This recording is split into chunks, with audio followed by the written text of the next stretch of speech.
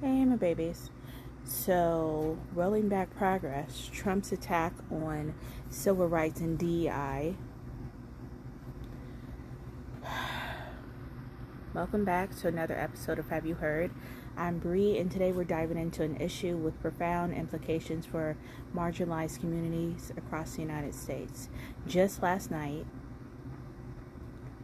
Tuesday evening, President Trump issued a controversial executive order titled Ending Illegal Discrimination and Restoring Merit-Based Opportunity.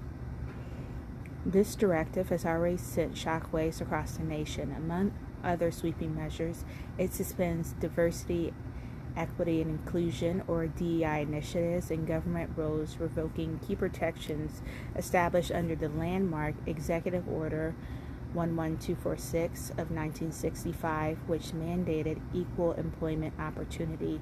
The rollback allows federal contractors to continue following the previous regulation for only 90 days, after which affirmative action requirements and workforce balancing practices will be dismantled.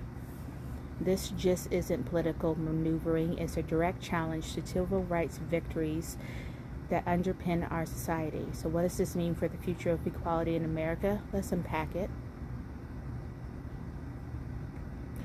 The rollback of civil rights measures. Let's set the stage. Civil rights measures like those established by Executive Order 11246 were designed to ensure equal opportunities and protect against discrimination based on race, gender, sexual orientation, religion, and more. Those policies represented decades of hard-fought victories by activists and everyday citizens who stood against injustice, 60 years to be exact.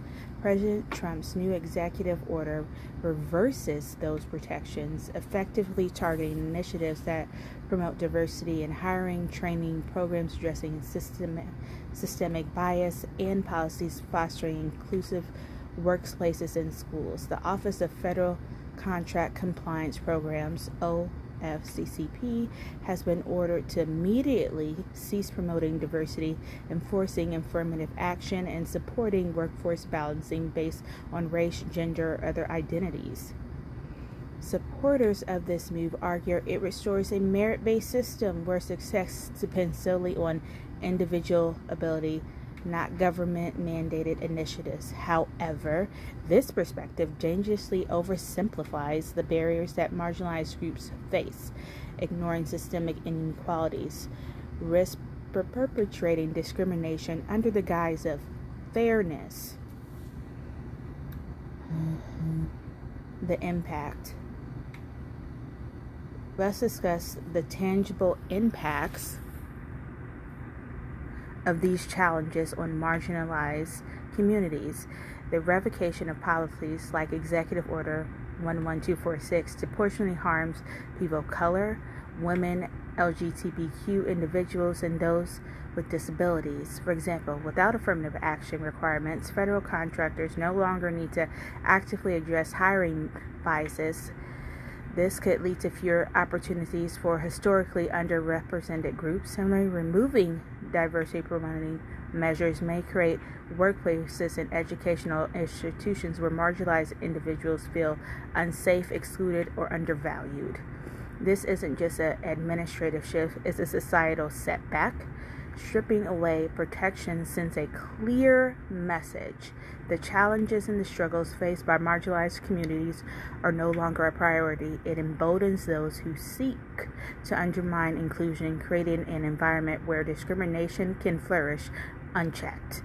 This rollback also undermines progress made in recent decades. Imagine schools where students face increased hostility because protections ensuring inclusion no longer exist, or workplaces where employees hesitate to speak out against discrimination, knowing there is no longer a legal framework to support them. The backlash and the way forward. So what can we do in response to these sweeping changes? The first step is mobilize. Communities must come together to advocate for the restoration and strengthening of civil rights protections, engage with local and national organizations that champion equality,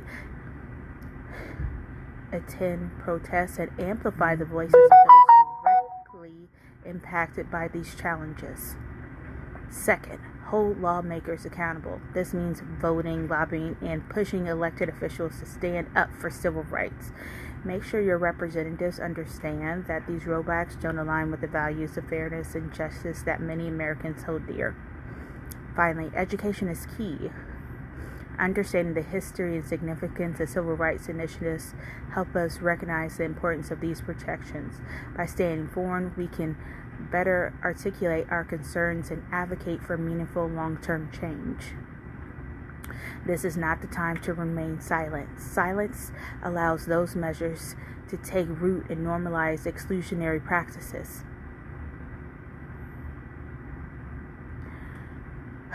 In conclusion, last night's executive order marks a pivotal moment in our nation's history.